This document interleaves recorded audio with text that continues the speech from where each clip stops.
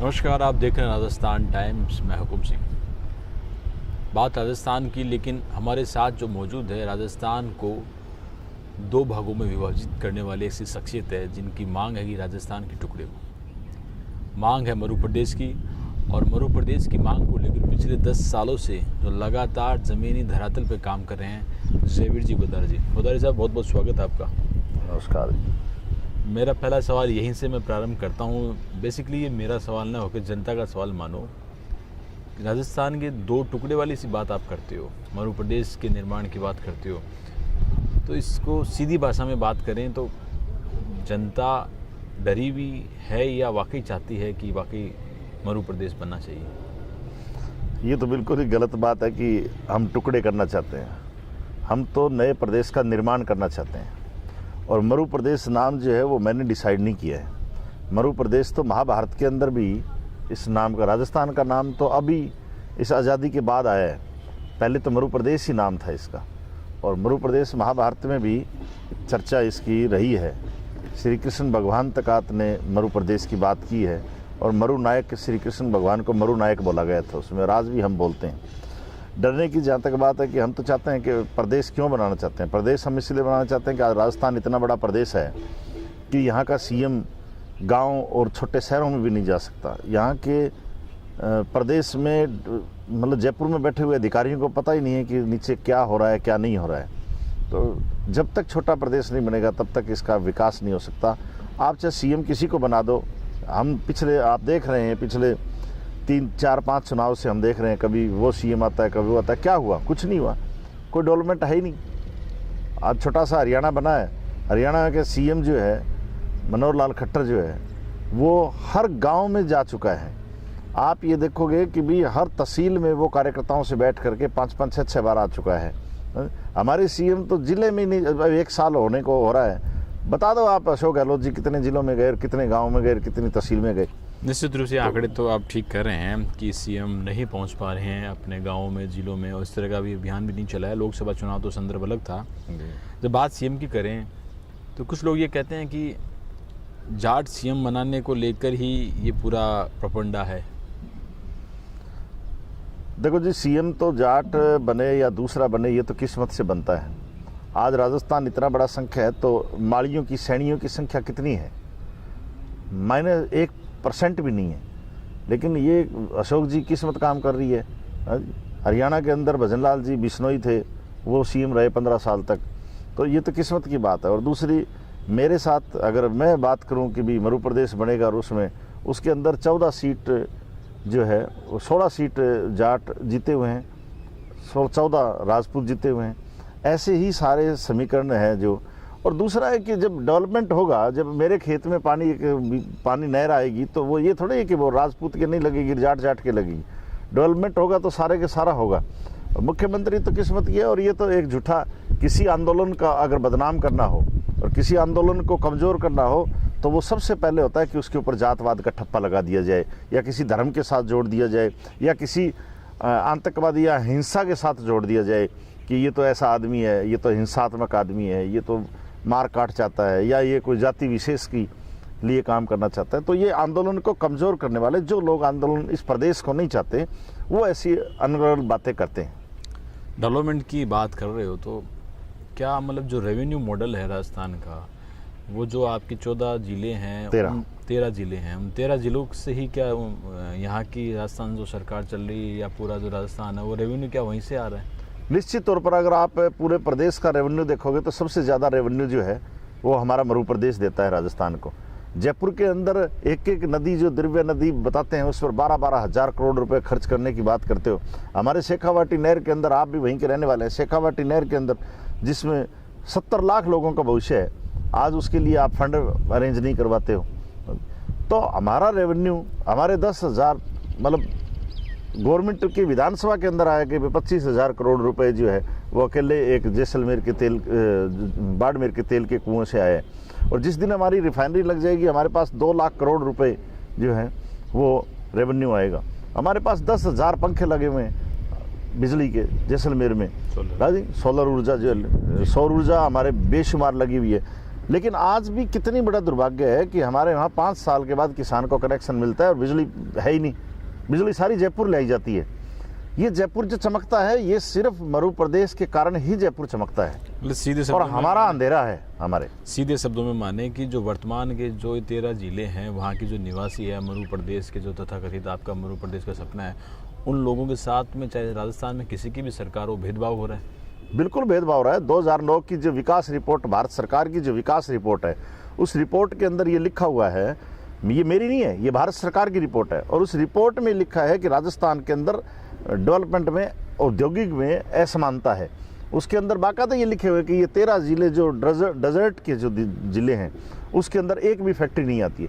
आज राजस्थान में कोई MNC आती है तो यहाँ की सरकार कहाँ लगाती है उसको? पहले लगाती है अलवर, लगाती है जयपुर, लगाती है वो, लगाती है तो झालावाड़ लगा सकती है, कोटा लगाती है, भीलवाड़ा लगाती है, लेकिन कहीं भी रिंगस से शुरू जो मरु प्रदेश होता है गंगानगर तक एक भी ऐसी फैक्ट्री नहीं है जिसमें 2000 कर्मचारी काम करते हो। हमारे तो ऐसा उद्योग लाना चाहते हैं, या तो लगाते हैं तो परमाणु बम के कोई लगाना हो तो वो हमारे लगाते हैं, और दूसरा कोई लगाते हैं तो हमारे वो लगाएंगे जिससे किसान का, जैसे नवलगढ़ के अंदर सीमेंट की फैक्ट्रियां लग रही है, उसकी सीमेंट की फैक्ट्रियों से वहाँ से 50 किलोमीटर के दायरे में पानी नाम की चीज़ नहीं बचेगी। आने वाले किसान तो मर जाएंगे। फैक्ट्री लगेगी तो बड़े उद्योगपतियों की लगेगी, वहाँ के किसान। तो ऐसा काम करना चाहती है गवर्नमेंट कि हमारा खून निचोड़ने का काम करती है, और हमारे धरती के अंदर पानी वैसे ही नहीं, और उस पानी को निचोड़ करके ये उद्योगपतियों के घर बनना चाहती है। तो ये तो बिल्कुल सरासर अन्याय है। भारत सरकार की बात कर रहे हो, उद्योग की बात कर रहे हो, तो भारत सरकार के प्रतिनिधि या यूँ कहें कि PM मोदी जी ने आपको पिछली बार बुलाया था, इस विषय पर बात हुई, तो क्या निचोड़ निकला उस बातचीत का? प्रधानमंत्री जी ने हमें बुलाया था, अजीत डभोल साहब के साथ हमारी मीटिंग हुई थी, और मेरे साथ मेरे 8 प्रतिनिधि और गए थे, और उसमें प्रधानमंत्री जी खुद मानते हैं कि ये प्रदेश बनना चाहिए, लेकिन राजनीतिक मुद्दा है ये, और ये जब तक उन्होंने भी कहा कि जब तक जनता जागृत नहीं होगी तो ये प्रदेश का, क्योंकि राजनीतिक मुद्दा है तो आसान नहीं है करना। दूसरा बात, मैंने अजीत डभोल साहब के साथ एक बात शेयर की थी और उनके सामने मैंने रखी थी कि हमें मरु प्रदेश चाहिए। किस लिए चाहिए? मरु प्रदेश सबसे पहले तो हमें डेवलपमेंट के लिए चाहिए, और दूसरा मरु प्रदेश हमें इसलिए चाहिए कि हिंदुस्तान की जो बॉर्डर 1100 किलोमीटर का लगता है मरु प्रदेश का, उस बॉर्डर के ऊपर मैं माननीय भैरव सिंह शेखावत जी के साथ मैंने दौरा किया था एक बार। उस समय आज से 15 साल पहले भी इतनी मज़ारें बन चुकी थी, क्योंकि लोग वहाँ से खाली कर चुके हैं, पलायन कर चुके हैं लोग वहाँ पर। अब गांव के गांव खाली हो चुके हैं क्योंकि रोज़गार नहीं है वहाँ पर, बेरोज़गारी इतनी फैल गई है। और राजस्थान गवर्नमेंट को जो पैसा भारत सरकार देती है बॉर्डर के गाँव को डेवलपमेंट करने के लिए, वहाँ पर एक पैसा नहीं लगता है। आज बिल्कुल एकदम सुनसान गाँव हो गए हैं।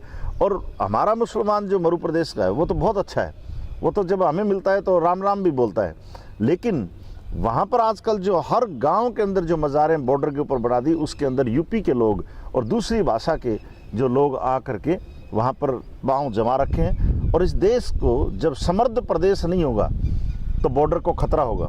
बॉर्डर के ऊपर हलचल जो हो रही है, तो हमारे देश के लिए भी सबसे पहले समृद्ध प्रदेश चाहिए, मरु प्रदेश चाहिए। भारत को मजबूती के लिए भी मरु प्रदेश चाहिए। क्या धरातल पे इस तरह की जो राजनीतिक जागरूकता चाहिए, जिस तरीके से डोभाल जी ने, ये मोदी साहब ने कहा कि यहाँ के लोगों में इस विषय में राजनीति हो सकती है, तो कहीं ना कहीं वो पॉलिटिशियन सपोर्ट में नहीं आ रहे हैं, तो क्या इसको लेकर क्या सोचते हैं आप? नहीं, बिल्कुल ठीक बात है आपकी कि जो हमारे साथ जो टीम थी, वो टीम में सारी राजनीति के चक्कर में ही सब इधर उधर चले गए। और ये तो फैसला तो राजनीतिक फैसला है, स्टेट बनाना ये राजनीतिक फैसला है, ये कोई आधिकारिक फैसला नहीं है। और नो डाउट कि ये जो पार्टियां हैं, जो बड़ी पार्टियां हैं, वो इसलिए डरती हैं मरु प्रदेश बनाने से कि कहीं बड़े प्रदेश में हमारी बिल्कुल अरावली पर्वत ने बांटा हुआ है। अरावली पर्वत का उधर का आदमी इधर हमारे हनुमानगढ़ गंगानगर का नेता नहीं बन सकता, और हमारे लोग नहीं जुड़ सकते। और हमारे हनुमानगढ़ गंगानगर वाले का मतलब ये तो हो सकता है कि बीकानेर और चूरू और झुंझुनू और सिक्कर तो रिश्तेदारी मिल जाएगी, लेकिन अरावली पर्वत से उधर उसका कोई वास्ता नहीं है। तो ये जो दोनों पार्टियां हैं और जो बड़ी पार्टियां हैं, ये सोचती हैं कि ये अगर ये छोटा प्रदेश बन गया तो यहाँ पर तीसरी पार्टियां उभर जाएंगी, तीसरे नेता उभर जाएंगे और इनकी दुकान नहीं चलेगी। तो इसलिए, और दूसरा कि हमारे जो मेरे प्रदेश के, जो मरु प्रदेश के जितने नेता हैं, उनका विज़न नहीं है। कोई एक भी नेता मेरे साथ बैठ के डिस्कस कर दे कि हम जो राजनीति की बात करते हैं, कोई कहता है मेरे को MP बना दो, मुख्यमंत्री बना दो, मंत्री बना दो, मैं कहता हूँ एक बार मेरे साथ डिस्कस करके बता दे कि मैं हरियाणा जैसा भी डेवलपमेंट कैसे कर देंगे आप राजस्थान का। क्यों कि ये सिर्फ जो चाहते हैं, ये सिर्फ चाहते हैं अपनी टिकट पक्की हो, या मेरे भाई की हो या मेरी बहू की टिकट हो, बस बीजेपी और कांग्रेस से टिकट मिले, अपने आकाओं के पास जाते हैं। वसुंधरा जी और अशोक गहलोत कहते हैं वैसे ही वो नीचे जाके भांड की तरह भांडगिरी करते हैं, और कुछ नहीं है उनका, कोई विज़न नहीं है उनका। सिर्फ विज़न है तो कि मेरे बच्चे, मेरा परिवार, मेरा भाई, मेरा भतीजा या मेरी बहू जो है एमएलए बन जाए, मैं एमपी बन जाऊं या मैं कुछ और बन जाऊं, और कुछ नहीं। बहुत तीखा, इस बार आप तीखा बोले हैं, ये यूँ कहें कि आक्रामकता आपकी भाषा में है, विरोध जैसा स्वभाव है। क्या ये, मैं सीधा कहूँगी, एक मैं यहाँ 2 सवाल मेरे पैदा होते हैं कि इस तरह का क्या आपका स्वभाव है, और साथ में जिन लोगों का आप नाम नहीं लेकर मैं सीधा सीधा नाम लूँगा, जैसे आपने कह रहे हैं, तो उनसे कभी आपकी मित्रता रहती है, कभी वैमनस्यता है या अलगाव वाली सी नीति होती है, जैसे हनुमान बेनीवाल वाला संदर्भ ले लो, क्योंकि आप जो कह रहे हैं कि परिवारवाद को बढ़ावा, सांसद का इस तरीके, ये एक साथ मेरे 2 सवाल यहाँ है कि क्या स्वभाव आपका इस तरह है, और साथ में जिनसे कभी रिश्ते अच्छे होते हैं उनसे देखो, मैं कभी खटास 25 साल भारतीय जनता पार्टी में राजनीति कर चुका हूँ। मैं तो एंटी कांग्रेस आदमी हूँ, और मैंने तो कांग्रेस के खिलाफ बहुत आंदोलन किए। बीजेपी में रहते हुए सारे शरीर पर लाठियां खाई, 40 मुकदमे झेले। उत्तरी भारत की कोई ऐसी जेल नहीं जिसमें मैंने नहीं काटी है। और नेताओं के खिलाफ, बड़े जो अपने आप को फन्ने खा नेता कहते हैं, उनके सामने लड़ते हैं। ना मेरे को किसी से डर लगता है, ना मैं बिकता हूँ, ना मैं झुकता हूँ। मेरे को किसी नेता नुता से डर नहीं लगता, कोई कितना बड़ा फन्ने खा हो, क्योंकि मैं कुछ गलत काम करता ही नहीं हूँ। और जनता की लड़ाई के लिए अगर मेरे को 1000 बार जेल जाना पड़े और सारी उम्र मेरे को विरोधी रहना पड़े, तो मैं विरोधी ही अपने आप को स्वीकार, मैं मानूंगा कि मैं अगर अच्छा विरोधी हूँ तो मुझे गर्व है। अगर इसके लिए मेरे को विरोधी और मेरे को लड़ाई भी करनी पड़े और किसी के लठ भी खाने पड़े और मारने पड़े, तो मैं जनता के लिए कुछ भी करने के लिए तैयार हूँ। जहाँ तक हनुमान जी की बात है, मैं हनुमान जी के लिए नहीं कहा सांसद वो बने ना बने, वो उसका मैटर है, लेकिन हनुमान जी के साथ हमने तो पूरा उनका साथ दिया था। अब वो ना बोले, अंदर तो हमारे साथ बोलता है कि मध्य प्रदेश बनना चाहिए और मध्य प्रदेश की लड़ाई लड़ेंगे। और हनुमान जी क्या, कौन सा जो नेता है इस मरु प्रदेश का जो मेरे को अकेले में मिलके ये नहीं कहता हो कि ये बहुत बढ़िया प्रोग्राम है, इससे ही हमारा विकास होगा, लेकिन ये मंच पर नहीं बोलते हैं। क्यों? इनको खतरा लगता है कि इनकी टिकट ना कट जाए, हमारे आका नाराज ना हो जाए। तो ये तो राजस्थान के, ये डेवलपमेंट के लिए काम थोड़ी करते हैं नेताजी इतने, ये अपने परिवार के लिए काम करते हैं। ये अपने आकाओं को, जयपुर को और दिल्ली को राजी करने के लिए काम करते हैं, न कि कोई जनता गलतफहमी हो कि हमारे लिए काम करते हैं। ये किसी के नहीं है, ये सिर्फ अपने बच्चों के हैं, सिर्फ अपने परिवार के हैं। चलिए, आपका कहना है, और मंच पर वो बात को नहीं रख रहे हैं, ये एक बड़ा आरोप आपने लगाया है। मंच की बात करें और जिस मध्य प्रदेश की बात करें, तो अशोक गहलोत भी मध्य प्रदेश से आते हैं, तो ये एक अच्छी बात नहीं है क्या कि जिस तरीके से मध्य प्रदेश का एक नेतृत्व, प्रदेश का लगातार तीसरी बार नेतृत्व कर रहा है, या पिछले 5 टर्म में तीसरी बार नेतृत्व कर रहे हैं? मैं कह रहा हूँ कि अशोक गहलोत छोड़ो, मेरे को सीएम बना दो, मैं भी कुछ नहीं कर सकता। और माननीय भैरव सिंह शेखावत जी ने, जब अटल जी ने 3 राज्य बनाए थे, तो अटल जी को माननीय भैरव सिंह जी ने मेरे को 200 लोगों के बीच में बताया था कि मैंने अटल जी को चिट्ठी लिखी थी कि राजस्थान का सीएम चाहे मुझे बना दो चाहे किसी को बना दो, जब तक ये 2-3 प्रदेश नहीं बनेंगे तब तक डेवलपमेंट नहीं हो सकती। ये अशोक गहलोत का सवाल नहीं है। अशोक गहलोत क्या करेगा? अशोक गहलोत बन गया तो कितनी बार हमारे नौर में आ गया, वो कितनी बार संग्रिया में आ गया, कितनी बार मटिल्ली में आ गया, कितनी बार राजगढ़ में आ गया, कितनी बार नवलगढ़ में आ गया, कहाँ आ गया? आ ही नहीं सकता। तो जोधपुर के अकेले, जोधपुर में भी क्या डेवलपमेंट किया? जोधपुर में आदमी में तो सेम आई पड़ी है, क्या कर दिया उन्होंने? निश्चित रूप से जब प्रदेश छोटा होता है उसका विकास होता है, ये आंकड़े भी ऐसा कहते हैं, और मांग भी यही है कि छोटा प्रदेश, मरु प्रदेश और विकास। लगातार आप 10 सालों से ज़बरदस्त आंदोलन को बढ़ाया है, घर घर तक पहुंचाया है मरु प्रदेश के और मरु प्रदेश के बाहर भी, यहाँ तक की सफलता है कि जब देश का पीएम आपको इस विषय में बुला रहा है, तो काउंटेबल करें तो वाकई आपकी एक पहली सीढ़ी मान सकते हैं कि चर्चा ऊपर तक है। लेकिन अब बात करें कि वो आवाज़ ज़मीन से उठनी चाहिए, वो रणनीति ऐसी होनी चाहिए कि जो वाकई हर आदमी चाहे कि मध्य प्रदेश बने, उस मध्य प्रदेश की निवासी। तो मेरा अंतिम सवाल यही है, क्या आपकी क्या रणनीति है आने वाले दिनों के लेकर? देखो जी, सबसे पहले तो मैं आपको बताना चाहूँ, जब राजस्थान बन रहा था, तब हनुमत सिंह जी जो जोधपुर के उस समय के महाराजा थे, और सादुल सिंह जी, ये दोनों जो है वो इस पक्ष में थे कि हमारा मरु प्रदेश जो है वो अलग बने जी। और जब हनुमत सिंह जी पहली बार जब पार्लियामेंट में गए थे, तो काली पगड़ी पहन के गए थे, तो लोगों ने उल्टी सीधी बातें भी की, लेकिन हमें जो पता चला है और हमने सबने बताया हमें कि उन्होंने उस विरोध में गए थे कि हमारा प्रदेश अलग बनना चाहिए। लेकिन उस समय एकता की ज़रूरत थी, और एकता की ये ज़रूरत थी कि स्टेट जो इकट्ठे किए जा रहे थे। तो उस समय के तत्कालीन जो गृह मंत्री थे, उन्होंने कहा कि जब भी आपका अलग प्रदेश, जब अगला जब प्रदेश बनेंगे तो आपका मरु प्रदेश बना दिया जाएगा।